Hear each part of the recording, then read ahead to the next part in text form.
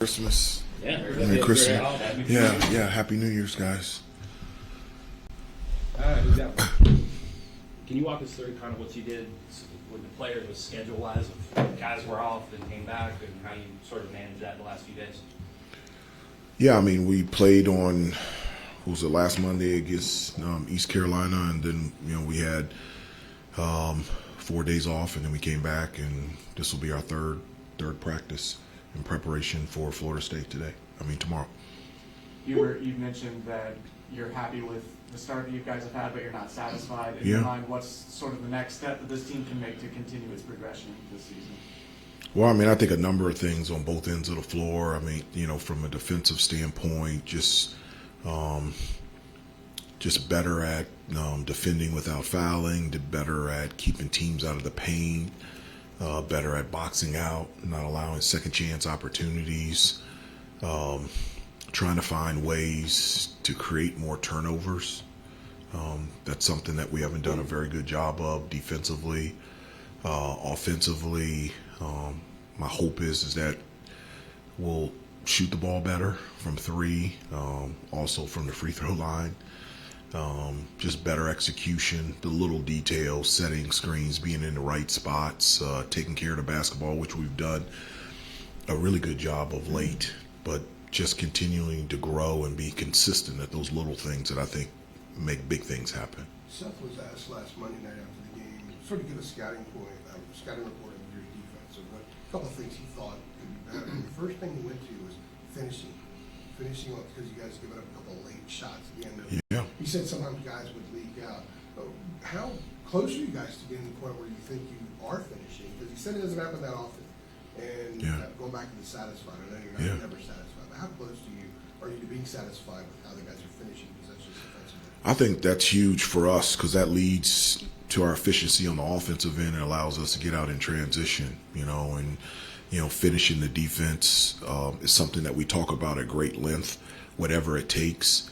A lot of times teams have slowed down their approach offensively, and we've had to play defense a majority of the shot clock. And one of the things that we talk about in the huddle all the time is whatever it takes, whether it's 5, 15, 30 seconds, whatever it takes to get a defensive stop. And so I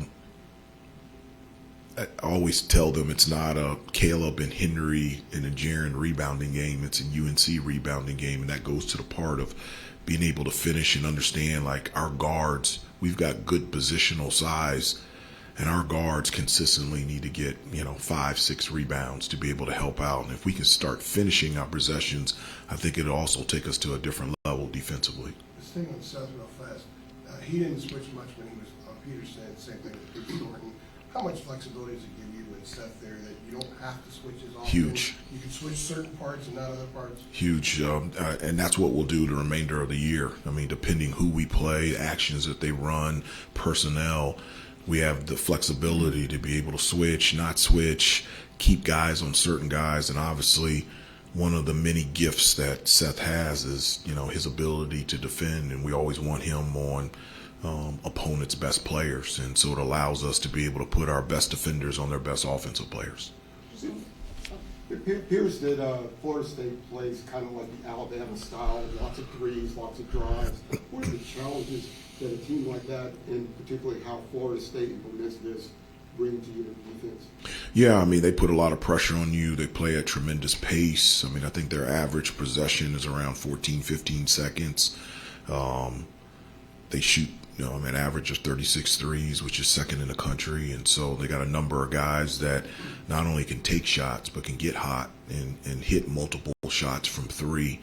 But they also, have the athleticism to be able, they may not take a lot of mid-range jump shots, but they do get points in the paint off of their penetration, whether it's in transition or a half court. So it's important for us to protect the paint, but also put us in a position where we can contest and be able to finish the possessions off those three-point shots. But they put a lot of pressure on you offensively, spacing-wise, and it'll be a challenge for us defensively.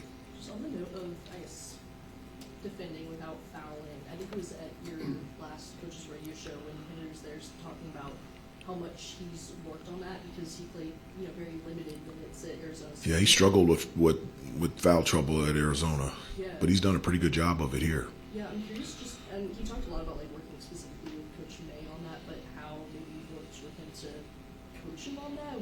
How do you coach somebody like that into, you know, okay, you're gonna have to be like more minutes, and we need you to stay in the game, so Yeah. how he can kind of get better.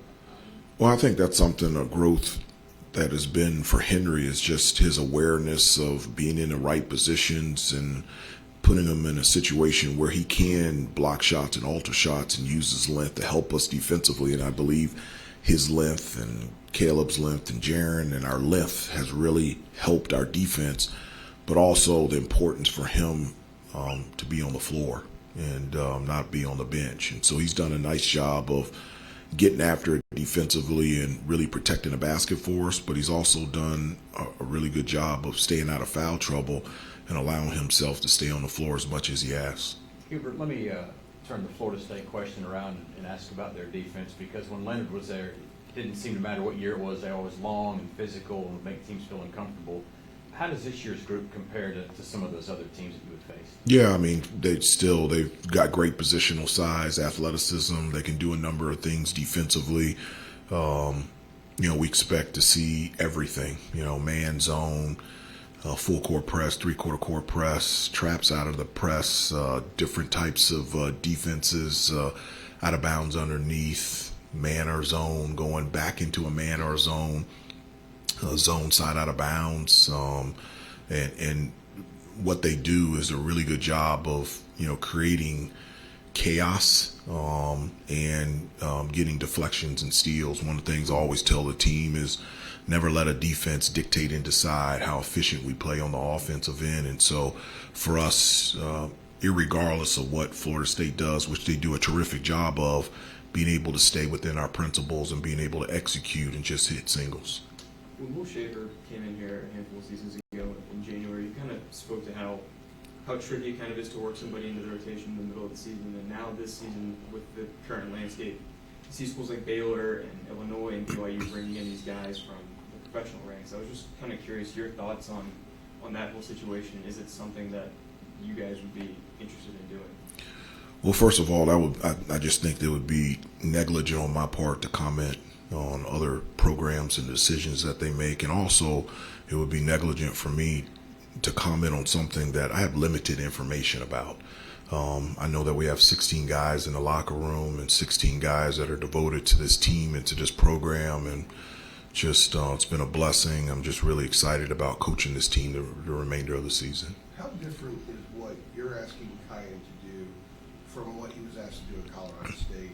And what are some of the areas of progress he's made with a common person who can say? Yeah, I mean, he's been elite for us in regards to distributing the basketball, especially in transition. Obviously with, you know, Seth back in the lineup, you know, that the pitch aheads in transition, even after a made basket, allows us to play in primary break and be able to get layups and dunks and deep post catch. And Kyan does a really good job of that. I think in regards to running the team, he's done a really nice job, but it is different in regards to having the ball in his hands a little bit more. I think one of the things for him is also moving him off the ball and using his ability to shoot the basketball, make plays coming off of flares, wide pins, being able to mix that up for him will put him even more in a better situation to be successful and consistent on the offensive end. And staying on him, how has he done defensively, and how do you think he does dealing with ball screens and things like that? Yeah, I mean, you know, for us, there are times where, you know, we're switching, and, you know, our guards have to guard bigs, and our bigs have to guard guards out on the perimeter. I think he's done a nice job continuing to grow, because it's a different type of defensive philosophy here in regards to how we play. And I think the thing, like we mentioned and talked about Henry, is just the awareness of doing a better job of not fouling. For him, for Kyan, just being able to play defense without fouling, because there's been a number of games where he's been in foul trouble where it's the first or second half and he's had to come out and go to the bench. I believe this is the best start that you've had as a coach here at UNC. I'm just curious, does that affect at all, or how does that affect how you kind of approach the ACC slate, just as a coach, knowing what you have here through December? Yeah, I mean, nothing changes. Every year you're just always looking for ways to get better and ways to improve. I don't focus on the record, don't focus on the destination. For me, it's always been having a clear focus on the preparation, the practice, the journey, and just the growth of this team. And so heading into ACC season, and this is the first time that we've had just 18 games in a regular season as opposed to 20, and just the importance of, even more so, of every game in this conference. And I've been a part of this conference as a player, assistant coach, as a head coach, and been a big fan even before I was a player. And so just really excited to start this conference season this week. Is there anything you have to do when you have a freshman that you've leaned on a lot too in Caleb Wilson? Because that's not something that comes along every year where a freshman is that key. Do you have to manage, just kind of his trajectory or his workload, or just kind of managing him since this is his first experience at college? No, not at all. I mean, he has a good and a healthy dose of his preparation. That's, not just the stuff that he does during practice, but pre-practice, post-practice, film work. I've said this before. You can't get a better freshman 5-star that is a 5-star player, a 5-star teammate, and a 5-star person. And in the 13 games that we've played, he's seen a lot, and he'll see even more. And I know that he's excited for the challenge of the remainder of the season as well. Hubert, how have you addressed the free throw shooting? That's hard. Yeah. Other than make them. It's hard. Obviously, one of the things that we've done is, put that in practice, specific time, working on free throws. And when I mean working on free throws, just continuing to stay consistent in terms of your free throw shooting routine, being confident, rhythm, and that's pretty much it. During the season, it's tricky to talk about not just free throw shooting, but your shot. And the reason why I say that is, for myself, when I played, I didn't want anyone talking to me about my shot, whether it was going in or wasn't going in. Let me figure it out. I don't need 50,000 voices telling me elbow in, take a deep breath, bend your knees, because that's the last thing that you need to do during the game. You got to play fast and free and be able to react. And so it's something that we've talked about, but it's not something that we've focused on, just to get our guys confident that when we get to the free throw line, we can be a team that consistently makes them. And then how's the juice been since y'all been back? Some of these teams come back from the extended breaks and have to get going a little bit. What was that first practice like, getting back, and then the last few days? No, I mean, I'm juiced up, so I mean, they better be juiced up too. But it was. I mean, I always believe this. I think there are times where the best thing for you is to take a deep breath and to get away. And I felt like the little bit of time away with family and friends was something that was needed from this group. And the freshness of coming back is, being recharged and excited about the process and the chance of just continuing the things that we've done in the first 13 games and seeing how good we can become. I was going to ask, I don't think you overlapped with Luke Louds when he was at Florida State. The year before you came was the year they beat Carolina in the ACC tournament, and then you became an assistant the next year. Yeah. I think that's right. And then he was in the NBA, obviously. Had you crossed paths much with him? He's fairly young coach, kind of on the rise, but I don't know what kind of overlap you would have. No, not much overlap. I mean, I saw him play when I was with ESPN. We did, College Game Day and, Tallahassee and, different stuff like that. But I've had some brief conversations with him while we've been out recruiting. And obviously he's a really great coach, but I've really enjoyed getting to know him. I think he's a really, really good person. Just on the note, I guess, of kind of in season tinkering with someone's shot, obviously Seth's three-point shot is something that he's worked on a lot in the offseason. Yeah. So I felt working with Henry on that. But he said also, I think, in some of the time that he took off from having from his injury, he was working with some of the assistant coaches, like Coach Page, to kind of work on his shot and some of the mechanics. I just want to see if you can have speak to any of the adjustments that he made, the work that he put in, and maybe how you've seen it pay off so far. Yeah, I'm just, in regards to any type of shot, whether it's free throws or threes, I'm big on consistency. So many people have set rules. Like one of the rules is you never should watch the flight of the ball. I did that my whole career. And if you go to any camp, they were like, you can't do that. Every time the ball left my hand, I looked straight up and looked at the ball. And so, for me, the biggest thing is consistency. Obviously, there's fundamental habits in order to be a consistent good shooter. Seth has that, and just the consistency to do it, whether it's a catch and shoot off the dribble, different situations coming off screens, and Seth has always been good at that. He's doing a terrific job of that this year. And three-point shooting, like, as a whole, I know you've said a lot these past few games. You're really excited for the time to come when you guys are shooting like you know you're going to be shooting from the perimeter. Yeah. Just how satisfied are you to this point with the three-point shooting? I guess specifically like the looks that you guys are getting. Yeah, I feel like our looks are getting better. In regards to percentages, I think there's a number of factors. It could be something technical, whether it's, elbow in or not getting your feet set, not being balanced, going straight up and down. But I also think a huge part of it is shot selection. It doesn't matter if you're a really, really great shooter. If you're not shooting good shots, it's not going to go in. And so just our growth in understanding what a good shot is compared to a great shot, and being able to be stubborn and persistent to be able to get those type of shots on every possession, I think will go a long way in regards to our percentages getting higher.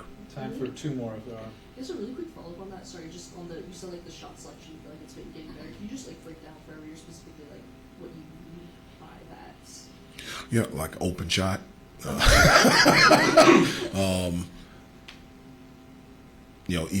Even if I can get off a shot, man, there's Caleb and Henry right down underneath the basket, or man, I have a good shot, but if I make one more pass to Kirsch, he has an even more open shot, and just time and score, just different stuff like that.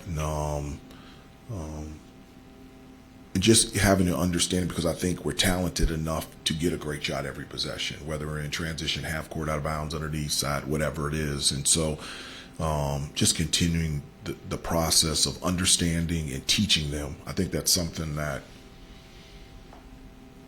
this generation hasn't been taught a lot about it. I remember here at Carolina, you had a color.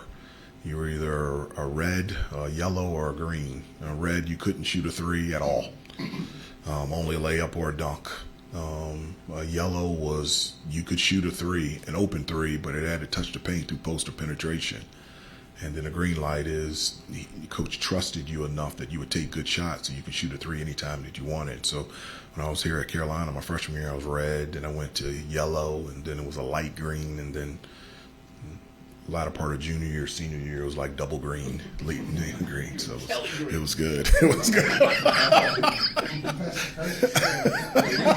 If you throw it to me, I'm throwing it right back. I can assure you of that. No, if you're open, I'm throwing the ball to you. Coach Smith would prefer you to shoot it.